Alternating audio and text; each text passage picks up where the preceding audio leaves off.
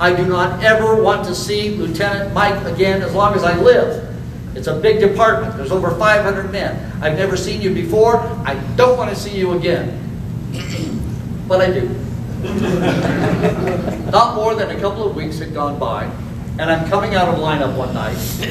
And every night I went to work, I was afraid that I might run into him. But I'm coming out of lineup, and there he is standing in the hallway in uniform, talking to another cop. And I'm in uniform, and I'm hoping, okay, I can get by because we're all going out, and he won't see me, he won't recognize me, and I won't have to talk to him. But he sees me. And he says, Damron, hold on a second, I want to talk to you. And I go, yes, sir. So I stand there with my briefcase and my cap, and the other cop leaves, and I step up and I said, yes, sir. And I'm thinking to myself, voice, sound normal. You know, don't sound like an idiot. And I said, yes, sir. And he said, listen, Damron, he said, I was wondering if you might be interested in working on special duty. And I said, yes, sir. I said, that's interesting. That might be something to think about for the future. And he said, well, he said, listen, he said, it's good work. He said, it's a good group of men. He said, I think you'd fit right in. I think you'd be very comfortable with that group of men.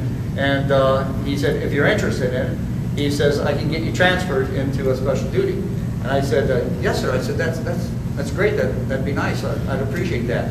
And he said, good. He said, I'm in charge of special duties. He said, I'm going to be transferred into that unit. And I said, okay, sir, thank you. And I'm walking away, and I'm going through the tunnel under the street out to get my car for the night and relieve the guy that's been working that shift. And I'm thinking to myself, what the hell is special duty? I'd never heard of it. I'd never heard anybody mention it. And I'm thinking, why didn't I say something to him? You know, what is it? What hours do you work? What sort of work is it? Stuff. I didn't want to talk to him. I didn't want to prolong a conversation. I didn't even want anyone to see me talking to him. When I was talking to him there, I was kind of looking around, hoping that no one even saw me talking to this guy. But so I'm walking out, and I'm wondering to myself, what the hell is special duty? So I get out to the guy I'm relieving. He was a funny cracker. His name was Denny, and I love Denny, good-looking man, and bright, funny. And Denny always had a quick retort to anything I might throw at him. So I'm walking up to Denny that night, and I said, hey, you fucking street whore, how's it going? And he looks at me and he says, yeah, Damron. He said, I'll think about you tonight too while I'm fucking my wife and you're patting down joints that have pissed on himself. And I look at Denny and I said, you're going to think about me while you're fucking your wife? Really, Denny? He said, yeah. He said, I probably didn't say that right. I said, no, that's all right, Denny. I like you. I love you, Denny. I love you, man. And, you know, he said, yeah, right, Damron. And he's walking away. And I said, hey, Denny, by the way, I said, what the hell is special duty? And he says, I don't know, never heard of it. I said, come on, don't blow me off. What is it? You know what it is. He said, never heard of it. So he leaves. Over the next couple of days, I asked some other guys about special duty, and nobody has heard of it. Nobody knows what it is. And I'm thinking to myself, maybe I misheard, I didn't hear it right, or something, or maybe it's something you shouldn't talk about it. So I don't want to say anything to anybody else or let them know I might be interested in this special duty thing. But I do ask Ron Danielson, my friend. Ron and I lived in the same building. He was up on the 3rd floor. I had an apartment on the 1st floor. And so I asked Ron, would you find out for me what special duty is? He says, yeah, I'll check it out. So we were regular drinking buddies by this time. Ron comes back to me in a couple of days, and he says, you know, he said, that's kind of interesting. He said, it's not vice, but it is undercover. And he said, there's about 16, 18, 20 guys, and what they do is they saturate a certain area where some sort of a crime is being repeated. And they blanket that area until they figure out the MO, find out who's doing it, tag these guys, catch them in the act, and eliminate the crime series. He said they have a very high success rate. He said, and it's interesting, he said, I understand they're a real tight group of guys. He said, they're real close, they really watch out for each other and back each other up. He said, it's a pretty tight group of men. He said, I think the whole thing, he said, there's a guy, Lieutenant, it's a Greek name, Karagioses or something, in charge of it. Have you ever met him? I go, no, I've never met him. I think, maybe I heard the name one time, but no, I don't know who it is. I never heard it. He said, well, you know, it might be good work. So sure as hell, a few nights later, in my box, I get a note that says you've been transferred to special duty. Report next Wednesday night at 8 o'clock in the evening. So that next Wednesday night, I go into the locker room. The Oakland PD locker room has, there's over 500 guys on the department. They all have lockers in that room. It's a big room. Usually it's hustle, bustle, noisy. A bunch of guys are going off shift, guys are coming on shift, guys are showering. You hear the banging of lockers, guys are laughing and carrying on. It's very busy. But this night when I walk in at 8 o'clock, shift change has already occurred, and it's pretty much empty. But as I walk down the aisles, I notice a couple of guys, but I don't know who they are. I've never seen them. And I get to my locker, and I'm doing some things in my locker, and this guy comes down the row, and he introduces himself, and he says, "You must be the new guy." And yeah, that's me. I'm the new guy stuff. He said, "Listen," he said, "Wednesday night, this is the 3rd Wednesday of the month. He said, we have a judo class. So he said, go to the towel room, check out a towel, and get one of those karate outfits called a gi." He said, "and we wear the gi for the karate class in the gym." And I'm saying, "Oh, yeah, all right, cool." So I go and I get the gi, and I'm coming back, and I'm looking down the aisles, and I see a couple of these guys putting on those white cotton shorts. They're kind of knee length, and they're kind of thin, and they just have like a drawstring. And I'm looking at these guys who are getting dressed, and I notice nobody's putting on a jockstrap or underwear. And so I'm thinking, oh, okay, well, this is cool. So we go commando for this judo class thing. So I put on the shorts. I've got my jacket thrown over my shoulder. It's kind of almost like a house robe. It's kind of thick and just has a sash that you tie it around your waist and stuff like that to hold it together. So I've got mine thrown over the shoulder because I've seen the other guys doing this. And I walk into the gym, and I'm looking around at these guys and stuff, and I'm thinking, good-looking group of chess. So the guy comes up to me, who's the sergeant, and he introduces himself, and he introduces me to the group. And he says, "I want you guys to welcome Damron. I've heard a lot of good things about him." He said, "I think he's going to fit in with the group." He said, "You know, get to know him, make him feel at home, and make him feel comfortable with the group." And I thank him and stuff like that. And then the karate instruction starts. The karate instructor is an FBI agent who has a black belt in karate. My dick hangs low. I don't know, some sort of Japanese thing. And basically what he does is he demonstrates something. He says, okay, a guy comes at you with a haymaker, and you grab his arm, you throw him off weight, you use his balance, you throw him down, you flip him up in the air, you slap the sides of his head with your hands, and that busts his eardrums, and ram your fingers up his nose, split his nostrils apart, hit him in the throat, break his collarbone, punch him in the chest, maybe you can rupture his spleen that way, throw him down on the ground, knee dropping, break as many of his ribs as you can, turn him over, handcuff the fucking bastard, and arrest him. He said, now get a partner and practice that a couple of times so you feel comfortable. And I'm thinking to myself, yeah, I always feel comfortable when somebody's trying to rip my nostrils apart, break my collarbone and throw me down and break all my ribs and stuff like that. Yeah, the sergeant comes up to me, Sergeant Ed Lasky. He says, come on, Damron, let's buddy up. Okay, Sergeant. So Sergeant and I start going through these maneuvers. The sergeant has his own way of interpreting these different maneuvers. Okay, he grabs me, he pulls my robe open, he flips me up in the air, I come down, all of a sudden his crotch is in my face, his crotch is in, or his face is in my crotch, he's coming up my chest. Did he just bite my fucking nipple? Yes, he did. And he's coming up my chest and he's slobbering on me. Oh, he spins me over, I'm laying there pinned on the mat, saying, give, Ed, you got me, give. You give, Damron, you give. Yeah, Ed, you got me, give. So we're going through this. Okay, here I go again. I'm up in the air, I'm coming down, he's on top of me, he's slobbering, his dick is in my face. All of a sudden he's coming up my chest, he's slobbering all over me, he's spinning me over, I'm laying there, give. Excuse me a second.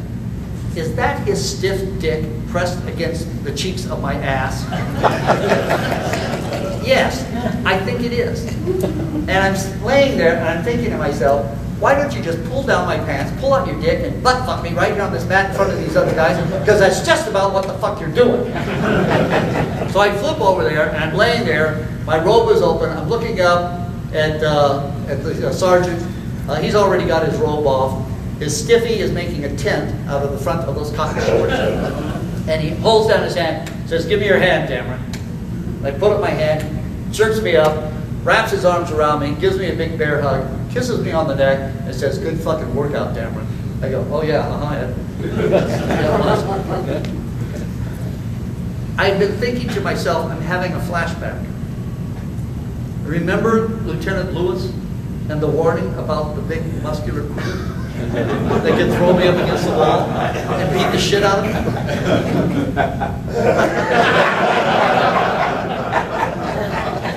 This is the big muscular queer.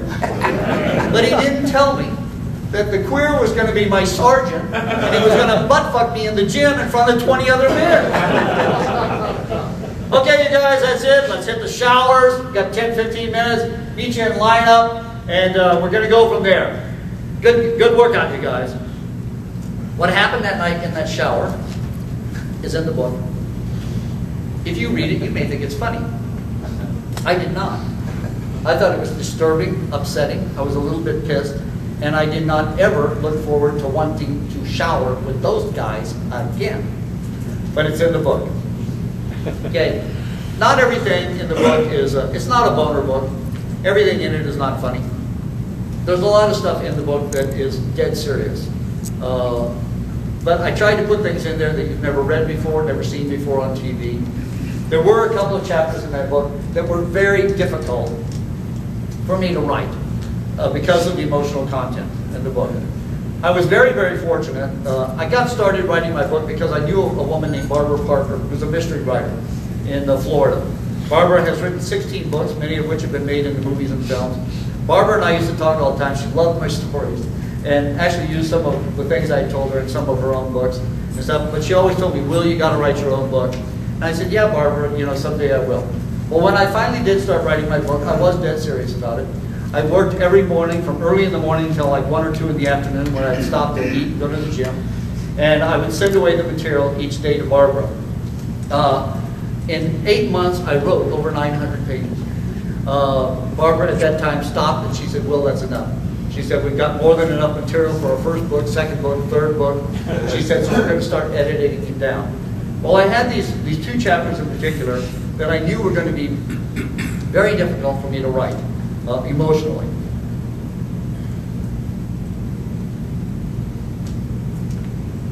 One of the chapters is called The Silver Fox.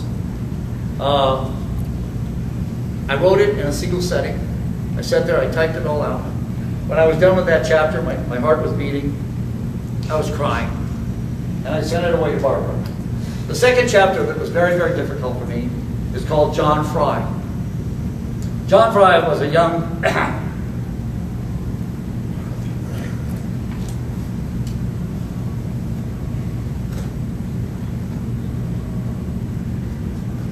John Fry was a young cop, 23 years old. He'd been on the department a year and a half. Very good-looking guy. Married, had a 3-year-old daughter. John Fry and I worked on Beat 3 together, the roughest beat in Oakland, California. Whenever John got a call, I showed up to cover his ass. If ever I got a call, I knew that John would be pulling up to the curb behind me to cover me. One night I'd been taking a report on a stolen auto, and when I came out from taking that report, on the air I hear a code 3 officer needs assistance. That's red light and siren. That you're going to go to that scene as quickly as you possibly can to render assistance. As I was going to the scene, I heard sirens, I saw other red lights flashing through intersections. I get to the scene and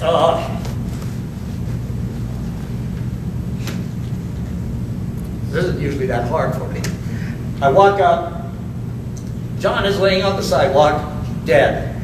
He's got 3 bullets in him, and he's laying there in a pool of his own blood. Another officer had been shot also, an officer named Haynes. He had been shot 3 times also, but we got him to the hospital and Haynes did live. But needless to say, that was a very upsetting experience for me.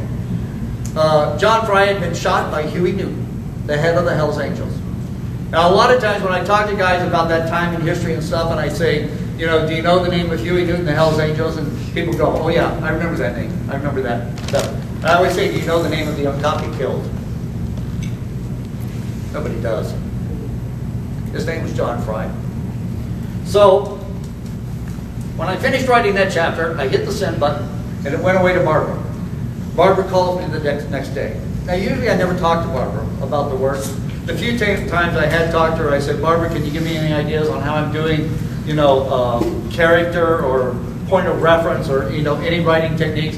And she always just said, Will, write the book just the way you talk. She said, the way you talk is great. She said, just tell the story. And I said, okay. But the morning after I sent her that chapter, she calls. And this is Barbara. And I said, yeah. She said, I just read John Fry. I said, yeah. And she said, my heart was pounding. She said, I couldn't breathe. And I'm sitting here crying. I said, yeah. I said, I know. She said, Will, I want to tell you, you are a writer. And that compliment meant more to me than probably any other compliment I've ever received in my life. It really meant a lot to me.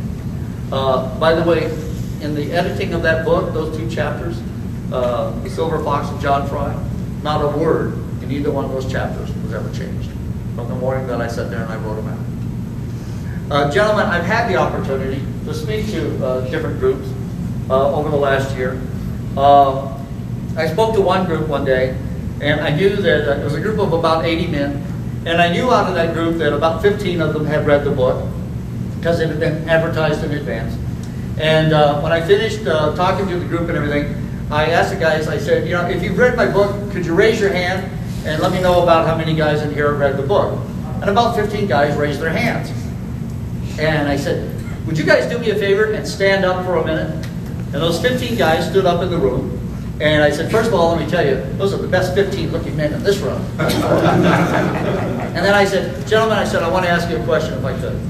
I said, when you were reading that book, if you had some sort of a strong emotional connection with the material that you're reading, maybe you had to put the book down for a minute, take a breath, maybe even cry. I said, if you had that strong emotional connection when you were reading that book, would you do me a favor and remain standing for a minute? And all 15 of the guys in the room were still standing. I said, let me ask you something else. I said, if when you were reading that book, you read something and it was humorous, you kind of chuckled, maybe you laughed out loud at something that you were reading. If you got a big kick out of something in the book and you laughed out loud, would you do me a favor and remain standing for just one more minute? And all those guys were still standing in that room. I said, let me ask you one more question. You're reading the book and something starts to happen physically down between your legs. Okay, you get a hard on while you're reading the book. I said, if you got a hard on while you're reading the book, would you do me a favor and sit down? And they all sat down. Except for this one little guy who's there in the middle of the room, and he's still standing there holding onto the sides of his walker. He's got a big smile on his face, and he puts up his hand. And I said, yeah, what happened? He said, well, I would have gotten a hard on, but I hadn't taken my Cialis. And everybody laughed, and he sat down. Gentlemen, if there's one thing I wish for the guys who have read my book, or the guys who are thinking about reading it, if you find a book that you emotionally connect with because of the material, that gives you a laugh and gives you a boner, that's probably a pretty good book. And that's what I wish for all the guys who have read my book or who might read my book in the future. I do have some of my books here. I sell them for $22. That's what they allow me to sell it for because it's also on Amazon. And Amazon discounts it also. I think they sell it for $24. So anyways, I do have some of the books. It's also available on an ebook, iBook, if you like to read your books that way. Once again, I wanted to thank all the guys in Prime Timers here in Las Vegas who put this conference together for you guys. They've done a lot of work, and I'm thankful to them this morning to have the opportunity to be here and talk to you. Something I think we should all think about in the future. I think this would be a great city for a national or international convention of Prime Timers. So as you're here for the rest of the week, think about that. It's an exciting place to be, and I hope you guys have a lot of fun the rest of the time you're here. Do I have time to answer any questions? If there's any questions? You sure do. Anybody have a question that they wanted to ask me about? What drove you from the police department? Well, that thing with John Fry upset me a lot. I thought I'm not going to give my life for the city of Oakland, California. After that, I joined the fire department. And I stayed on the fire department in Contra Costa County for the next 18 years. My time on the police department carried over, and I retired from the fire department. I had sex with a lot of policemen. I'll admit it. I didn't think I was gay. I thought I just like to fuck with my buddies. But I'll tell you, I had a hell of a lot more sex on the fire department. Those guys were fun. But anyways, yeah, that's why I left and I went to the fire department. I grew up in Hayward about the same time frame as you did. Oh, geez. And my friends, my classmates and stuff that ended up in the police department said that what drove them, mostly from the police department, was not the Hells Angels, not the Black Panthers, it was PCP. Did you see that? It was just starting to come in. Yeah. It was just starting to come in, and it was getting very, very dangerous. There have been a lot of programs done about Oakland, California. I think it was just last year that 6 cops in Oakland in one day were killed. Yeah. Oakland was a tough town. Oakland right now is down something like over 200 officers. They just put through a recruit class, and they're trying to up that number. But it was a rough town then. It is still a rough town. Yeah, no I can logic agree to with that drug at all. What? There's no logic to that drug at all. No. And the guys that were dealing in that sort of thing were becoming more and more heavily armed and everything. It was a wild town, wild-ass town. Yes? I'm wondering if you're going to have a new book out about firemen. About the fire department? Play him out. What are you thinking? I get asked that question all the time. And actually, I've never thought of doing a book about the fire department. It was interesting. There were a lot of funny characters. There was some good sex. But mostly it was 24 hours a day sitting around in a firehouse watching sports events on television. So, yeah, I've thought about it. One of the things about the police department, it's been long enough for me now that, first of all, I did change the names of the characters in the book, except for a couple of people that are in the public domain. For example, Ronald Reagan is in the book. I guarded Ronald Reagan one day. Wasn't that an interesting experience? He spoke at a fundraising convention at the Kaiser Center in Oakland, California, and I sat with him, ate lunch with him, and guarded him one day. His name is in the book. Huey Newton is in the book. Eldridge Cleaver, the head of the Hells Angels, Sonny Barger. I actually arrested Sonny Barger's wife one night on Christmas Eve, believe it or not. Yeah, I knew him. I don't know how many of you remember a folk singer at the time, Joan Baez. Okay, I arrested Joan. I arrested Joan, and she actually went to prison for 8 months for that crime. I have since, by the way, met her. And